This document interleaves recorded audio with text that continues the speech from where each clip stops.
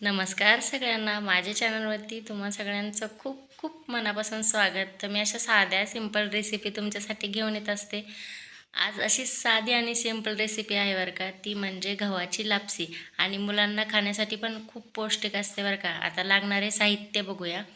इथे मी 1 कप गव्हाचा भरडा घेतला आहे, त्याचबरोबर 1 कप गूळ घेतला आहे, थोडेसे खोबऱ्याचे काप घेतलेत, शेंगदाणे घेतलेत आणि तूप घेतले.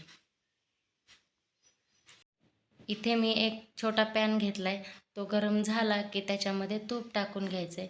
आता तूप कोणाकोणाला आवडत नाही, त्याच्याऐवजी तुम्ही तेल पण घेऊ शकता बरं का. आता तूप टाकून झालं की त्याच्यामध्ये आपल्याला गव्हाचा भरडा टाकून घ्यायचा आहे आणि कमी गॅसवरती चांगला आपल्याला भरडा भाजून घ्यायचा आहे. आता भरडा भाजायला थोडासा वेळ लागतो बरं का. आपण रवा भाजतो तर पटकन भाजला जातो. हा भरडा थोडा निब्बर असतो, त्याच्यामुळे भाजायला थोडासा वेळ लागतो. तुम्ही बघू शकता आता भरड्याचा थोडा थोडा कलर चेंज व्हायला लागला आहे. जवळजवळ आपला भरडा भाजत आलेला आहे. आता मी करते गॅस बंद आणि हा भरडा मी एका प्लेटमध्ये काढून घेते. आणि त्याच कढईमध्ये मी आता पाणी टाकून घेते. जास्त भांडे कशाला भरवायचं ना, ती तुपाची कढई होती त्यामुळे मी ह्याच्यामध्ये पाणी टाकून घेतलं आहे. आता मी ह्याच्यामध्ये अर्धा लिटर पाणी टाकून घेतलं आहे. पाण्याला चांगली उकळी फुटली की त्याच्यामध्ये आपल्याला भरडा टाकून घ्यायचा आहे. आणि भरडा आपल्याला चांगला 25 ते 30 मिनटं शिजवून घ्यायचा आहे. भरड्याला शिजायला थोडासा वेळ लागतो बरं का.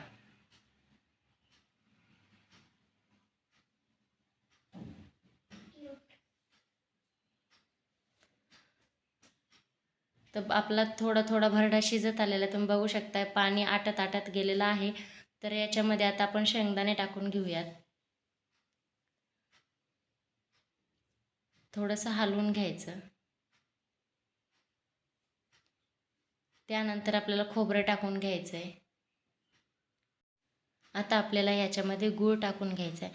तुम्ही गुळाऐवजी साखर पण टाकू शकता, पण गुळामुळे छान असा आपल्या लापसीला कलर येतो बरं का.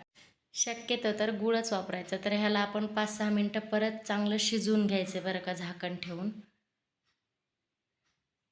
तर बघू शकता आपली लापसी तयार आहे. किती छान सुटसुटीत झाली आहे, तुम्ही बघू शकताय. आणि मला 25 ते 26 मिनटं लागले बरं का चांगले शिजवून घ्यायला. आता आपली लापसी बनवून तयार आहे. याला आपण एका प्लेटमध्ये काढून घेऊया. आता मी काय केलं, एका वाटीमध्ये भरून घेतली आणि वाटी पलटी केली. हे करायची काहीच गरज नाही आहे बरं का. मी आता थोडंसं डेकोरेशनसाठी करते आहे. तर बघू शकता याच्यावरती खोबऱ्याचा तुकडा ठेवायचा आहे. काय जबरदस्त दिसते आहे बघा. आणि तुपामुळे अशी चोपडी चोपडी झाली आहे आणि कलर पण खूप छान आला आहे. तर तुम्हाला रेसिपी आवडली असेल तर लाईक करायला विसरू नका. तर भेटूया अशी साधी आणि सिंपल रेसिपी घेऊन पुढच्या व्हिडिओमध्ये. तोपर्यंत बाय बाय.